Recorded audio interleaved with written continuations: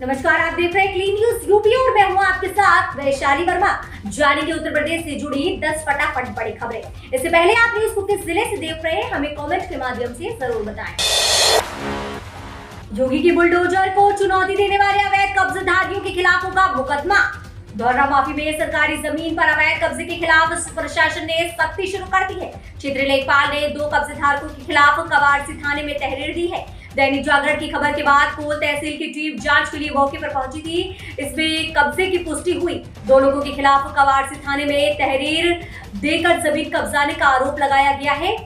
कोल तहसीलदार ने बताया कि संबंधित आरोपितों के खिलाफ मुकदमा दर्ज होगा। जमीन को भी कब्जा मुक्त कराया जाएगा। कोल तहसील की टीम ने 4 अप्रैल को धौरा माफी में जमीन कब्जा मुक्त कराई थी। अफसरों का दावा था कि यहां के एक गाठा नंबर में रकबा 1.826 हेक्टेयर भूमि उत्तर प्रदेश राज्य सरकार के नाम दर्ज है, लेकिन कुछ प्रॉपर्टी डीलरों ने इस पर अवैध रूप से कब्जा कर रखा था। सरकारी जमीन पर 3 BHK के साथ फ्लैट बना लिए गए। तहसील की टीम ने इन सभी को ध्वस्त कर दिया था। जमीन की कीमत करीब 20 करोड़ आंकी गई थी। प्रशासन ने कार्यवाही के बाद जमीन को ऐसे ही छोड़ दिया तो कुछ लोगों ने कब्जा करना शुरू कर दिया है। शाम ढलने के बाद सुबह तक नहीं जाएगी बिजली। यूपीपीसीएल को योगी सरकार का फरमान। पावर कॉर्पोरेशन अब शाम ढलने के बाद से सुबह के उजाले तक पूरे प्रदेश में निर्बाध बिजली देगा। शासन ने पावर एक्सचेंज से रात के समय महंगे दरों पर भी बिजली खरीदने की स्वीकृति दे दी है। इस फैसले का सबसे अधिक लाभ गांवों, कस्बों और बुंदेलखंड क्षेत्र के लोगों को होगा, जहां पर रात के समय मांग बढ़ने और बिजली की उपलब्धता कम रहने पर उसकी भरपाई के लिए बिजली काट दी जा रही थी। प्रमुख सचिव ऊर्जा एम देवराज ने शाम 7 बजे से सुबह 5 बजे के बीच सभी उत्पादक ग्रहों और अन्य स्रोतों से प्राप्त बिजली के बाद भी यदि बिजली की कमी पड़ती है तो तत्कालिक जरूरतों के मुताबिक पावर एक्सचेंज पर विद्यमान दरों पर बिजली खरीदने की अनुमति पावर कॉर्पोरेशन प्रबंधन को दे दी है। इस आदेश से प्रदेश में पूरी रात बिजली रहेगी। 12 रुपए प्रति यूनिट की दर से भी खरीदेंगे बिजली। आपको बता दें कि पावर कॉर्पोरेशन प्रबंधक ने पावर एक्सचेंज से बिजली खरीदने की दर पर 7 रुपए की सीलिंग तय कर रखी थी, जिसकी वजह से पीक आवर में अब एक्सचेंज पर 7 रुपए से अधिक अथवा अधिकतम दर 12 रुपए प्रति यूनिट की दर से बिजली बिक रही थी। उस समय कॉर्पोरेशन बिजली की खरीद नहीं कर पा रहा था। इसी वजह से आपको बता दें इसी अवधि में बिजली की कमी की भरपाई के लिए गांवों, कस्बों और बुंदेलखंड में बिजली काटी जा रही थी। इस आदेश से अब अधिकतम दर 12 रुपए प्रति यूनिट की दर से भी बिजली खरीदी जाएगी। यूपी में आंधी और बारिश को लेकर अलर्ट। यूपी में शुक्रवार को पश्चिमी और पूर्वी यूपी की कई जगहों पर मौसम के मिजाज में बदलाव के साथ हल्की बारिश दर्ज की गई है, जिससे मौसम सुहाना हो गया है। इस दौरान तेज आंधी भी चली। भारतीय मौसम विभाग विज्ञान के अनुसार शनिवार को भी पूर्वी के साथ साथ पश्चिमी यूपी के जिलों में भी आंधी के साथ हल्की बारिश की संभावना है। वहीं 22 मई को सिद्धार्थनगर, कुशीनगर, देवरिया, गोरखपुर और संत कबीरपुर, गाजियाबाद, मेरठ, बुलंदशहर, मुरादाबाद, सहारनपुर, शामली और मुजफ्फरनगर में भी कहीं कहीं आंधी के साथ बारिश हो सकती है। मौसम विभाग के अनुसार 23 मई से राजधानी लखनऊ सहित पश्चिमी और पूर्वी यूपी के ज्यादातर हिस्सों में हल्की बारिश की संभावना है। इसे देखते हुए अलर्ट जारी कर दिया गया है। 26 मई तक मौसम इसी तरह का बना रहेगा। ऐसे में तापमान में गिरावट के साथ ही साथ गर्मी में कमी आएगी और लू चलने की भी कोई अनुमान नहीं है। वहीं दूसरी तरफ प्रदेश के ज्यादातर शहरों में वायु गुणवत्ता सूचकांक अच्छा से खराब श्रेणी में है। आइए जानते हैं कि शनिवार को यूपी के प्रमुख जिलों में मौसम कैसा रहने वाला है। योगी के यूपी में लाउड स्पीकरों की जगह तय। अब यहां से सुनाई देगी इनकी आवाजें। यूपी में लाउड स्पीकर विवाद के बाद अब फिर लाउड स्पीकर चर्चा में आ गया है, लेकिन एक खास वजह से पिछले दिनों यूपी की राजनीति में बवाल मचने वाले लाउड स्पीकर को अब एक नया ठिकाना मिल गया है। सीएम योगी आदित्यनाथ ने धार्मिक स्थलों से उतारे गए लाउड स्पीकरों को स्कूल में लगाने के निर्देश दिए हैं। आपको बता दें कि उन्होंने अधिकारियों से कहा कि जिन धार्मिक स्थलों पर अभी लाउड स्पीकर लगे हैं उनकी आवाज उस परिसर के दायरे से बाहर नहीं जानी चाहिए और जिन लाउड स्पीकरों को धार्मिक स्थलों से उतारा गया है उन सभी को उन्हें स्कूलों की प्रार्थना सभा में उपयोग करना चाहिए।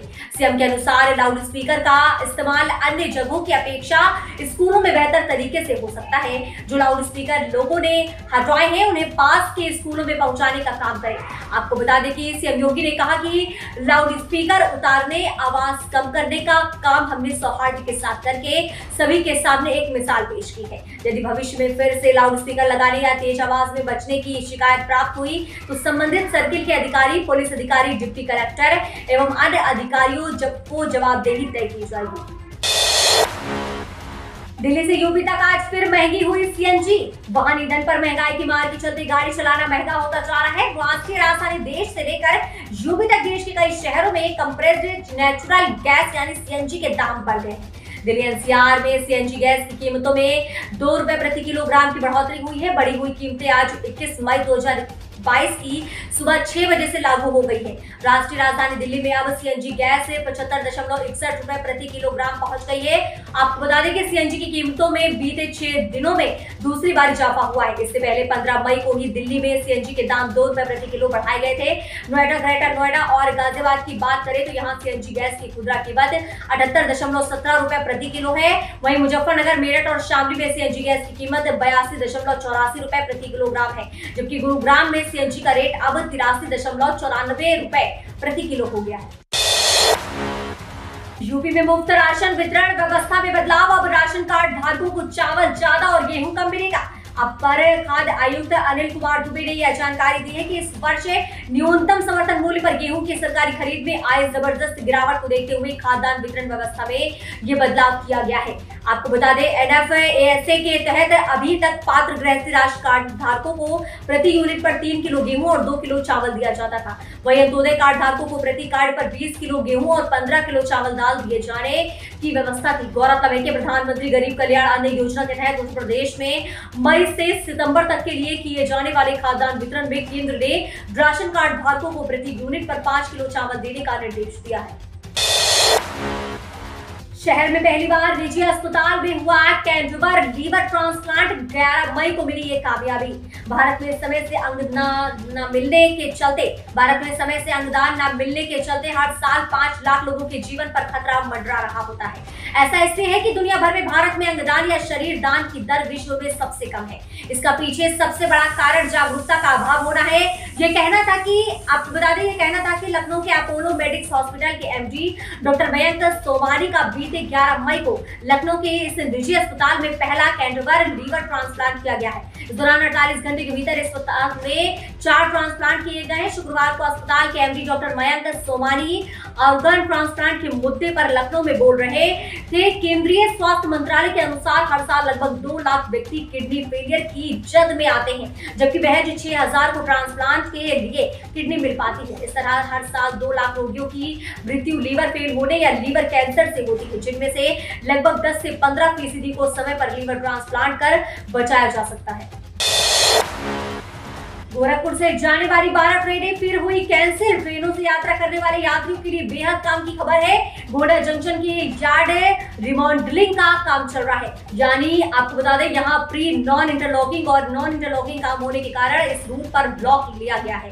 आपको बता दें जिससे कि इस रूट पर फिलहाल ट्रेनों का संचालन नहीं हो सकेगा। ऐसे में रेलवे प्रशासन ने 21 मई शनिवार को गोरखपुर के रास्ते होकर गुजरने सहित 12 ट्रेनों को एक बार फिर कैंसिल कर दिया है। इनमें Humsafar express, Patliputra express, Gwalior Barauni express और गोरखपुर ऐशबाग एक्सप्रेस जैसी कई महत्वपूर्ण ट्रेनें शामिल हैं।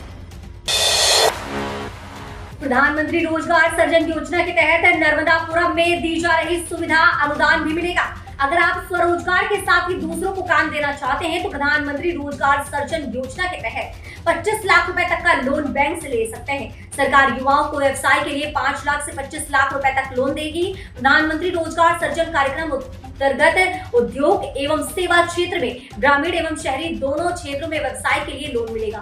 योजना के अंतर्गत उद्योग क्षेत्र के लिए 25 लाख रुपए एवं सेवा क्षेत्र के लिए 10 लाख रुपए मिलेगा। इसी प्रकार उद्योग क्षेत्र में 10 लाख रुपए से अधिक एवं सेवा क्षेत्र में 5 लाख से अधिक का ऋण मिलेगा। लोन के लिए 30 जून तक युवा ऑनलाइन आवेदन कर सकते हैं। जिला व्यापार एवं उद्योग केंद्र महाप्रबंधक कैलाश मान ने बताया कि लोन के लिए आवेदक को कक्षा 8 भी उत्तीर्ण होना आवश्यक है। सामान्य श्रेणी के आवेदकों को स्वयं परियोजना लागत का 10% अंशदान है तथा शहरी क्षेत्र के लिए 15%, ग्रामीण क्षेत्र के लिए 25% की दर से मार्जी नमनी अनुदान दिया जाएगा।